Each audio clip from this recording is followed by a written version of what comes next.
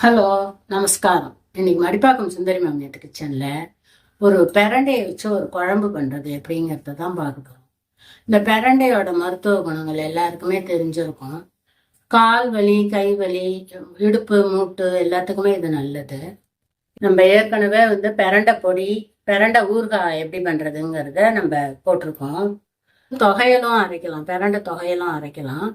அதே மாதிரி இந்த பிரண்டையை வச்சு இந்த தடவை குழம்பு எப்படி பண்ணலாம், வத்த குழம்பு மாதிரி பண்ணலாம் அப்படிங்கிறதுக்காக இந்த பிரண்டையை எடுத்துன்னு வந்திருக்கேன். இது நம்ம ஆத்து கொல்லையிலேயே காய்ச்ச பிரண்டை தான். இதே நான் முன்னாடியே சொல்லியிருக்கேன், ஒரே ஒரு கணுவை உண்டி வச்சுட்டோம்னாக்கா நம்ம ஆற்றுலேயே நல்லா இலசா பறிச்சுக்கலாம். கடையிலலாம் வாங்கினா இவ்வளோ இலசா கிடைக்காது. அதுக்காக தான் வீட்டிலேயே வளர்க்குறது. இந்த மாதிரி நீங்களும் செஞ்சு பாருங்க, வச்சு வளர்த்து பாருங்க. ஈஸியாக வளர்ந்துடும். இதுக்கு ஒன்றும் பெரிய பராமரிப்புலாம் தேவையில்லை. இந்த பிரண்டை வச்சு எப்படி பிரண்டை குழம்பு பண்ணுறது அப்படிங்கிறத பார்ப்போம். நம்ம அடிக்கடி உணவில் பிரண்டையை சேர்த்துட்டோம்னா நமக்கு எலும்பெல்லாம் கொஞ்சம் வலுவாகும்.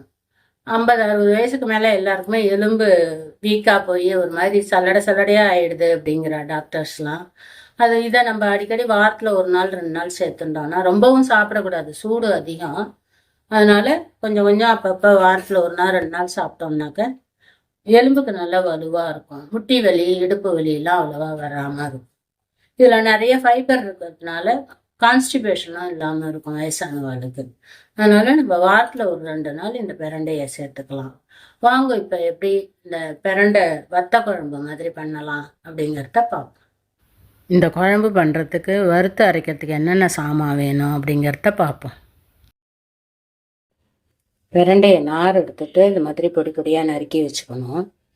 இது ஒரு 4 வெந்தயம், ஒரு 10 மிளகு, ஒரு 1/2 ஸ்பூன் ஜீரகம், 1 ஸ்பூன் அளவுக்கு துவரம்பருப்பு, 1 ஸ்பூன் அளவுக்கு தனியா, ஒரு நெல்லிக்காய் அளவுக்கு, பெரிய நெல்லிக்காய் அளவுக்கு புளி, ஒரே ஒரு காஞ்ச மிளகாய். இந்த சாமான் எல்லாத்தையும் வறுத்துட்டு நம்ம அரைச்சி அதில் விட போகிறோம். பிரண்டையோட சேர்த்து வறுத்து அரைச்சி விடும். இந்த புளியை நம்ம ஊற வச்சுட்டு நல்லா கரைச்சி வச்சுக்கணும். இப்போ ஸ்டவ்வை பற்ற வச்சுட்டு இந்த சாமான்லாம் வறுக்கிறதுக்கு கொண்டு கொஞ்சமாக எண்ணெயை விட்டுப்போம். கொத்தமல்லி வேற அதுலேயே அந்த துவரம்பருப்பையும் போட்டுடலாம். இந்த காஞ்ச மிளகாயும் அதுலேயே போட்டுட்டு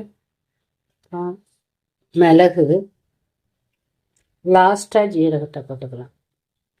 ஜீரகத்தை போட்டுட்டு ஒரு பெரட்டிட்டு உடனே தட்டில் எடுத்து வச்சிடலாம். ஆற விட்டுட்டு மிக்சியில் போட்டு அரைக்கணும். இப்போ நம்ம நறுக்கி வச்சுருக்கிற பிரண்டையை இந்த எண்ணெயில் போட்டு நல்லா வதக்கிக்கணும். கலர் சேஞ்ச் ஆகிற வரையிலும் ஒரு 5 நிமிஷம் அளவுக்கு வதக்கினா தான் அந்த அரிப்பு இல்லாமல் இருக்கும். அதனால் நல்லா ப்ரௌன் ஆகிற வரையிலும் வதக்கிக்கணும். அதை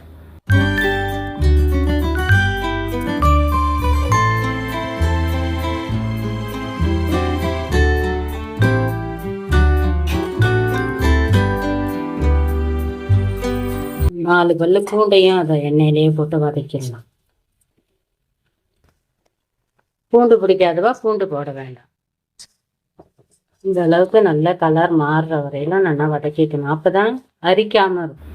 இப்போ வதக்கின பிரண்டையும் அந்த தட்டில் எடுத்து வச்சிடலாம். வத்த குழம்புனாலே நல்லெண்ணெயில் பண்ணால் தான் நல்லா இருக்கும். ஒரு சின்ன கரண்டி அளவுக்கு நல்லெண்ணெய் விட்டுக்கலாம். கடுகு கொஞ்சம்,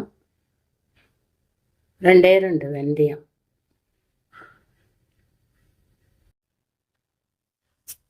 ஒரு 1/4 ஸ்பூன் அளவுக்கு உளுத்தம்பருப்பு போடுறதே நல்லா வாசனையாக இருக்கும் இந்த குழம்பு.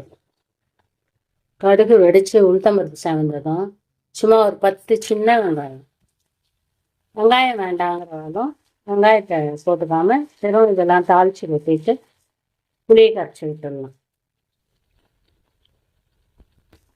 வெங்காயம் கொஞ்சம் வதங்கினதும் நம்ம அரைச்சி வச்சுருக்கிற சாம்பார் பொடி ஒரு 2 ஸ்பூன் போட்டுக்குவோம். இது அவ்வளோ காரம் இருக்காது, அதனால நான் 2 ஸ்பூன் போட்டுக்கிறேன். உங்கள் காரத்துக்கு தகுந்த மாதிரி நீங்கள் போட்டுக்கோங்க. இந்த எண்ணெயிலே கொஞ்சம் பிரட்டிட்டு இப்போ நம்ம புளியை கரைச்சி விட வேண்டியது.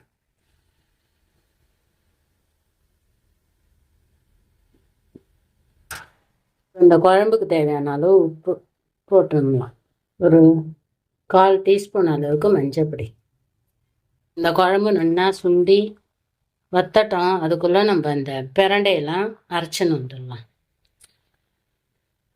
இந்த பிரண்டை வறுத்து வச்ச சாமான் எல்லாத்தையும் அரைச்சிட்டு இந்த குழம்புலையே விட்டுடலாம். இப்போ விட்டுட்டு அந்த மிக்சியிலையும் கொஞ்சம் தண்ணியை விட்டு நல்லா அலம்பி அதுலேயே விட்டுடலாம். இதையும் நல்லா அலம்பி விட்டுட்டோம்னாக்கா எல்லாமே சேர்ந்து நல்லா கொதித்து ஒரு 5 நிமிஷம் கொதிக்கணும். இது நல்லா எல்லாத்தையும் சேர்ந்து ஒரு 5 நிமிஷத்துக்கு கொதிக்கட்டும். மேலே எண்ணெய் பிரிஞ்சு வரும். அந்த டயத்துக்கு நம்ம ஆஃப் பண்ணிடலாம் ஸ்டவ்வை. இப்போ கொஞ்சமாக வெல்லம் போட்டுட்டோம்னாக்கா இந்த உப்பு காரம்லாம் கரெக்டாக பேலன்ஸ் பண்ணிடும்.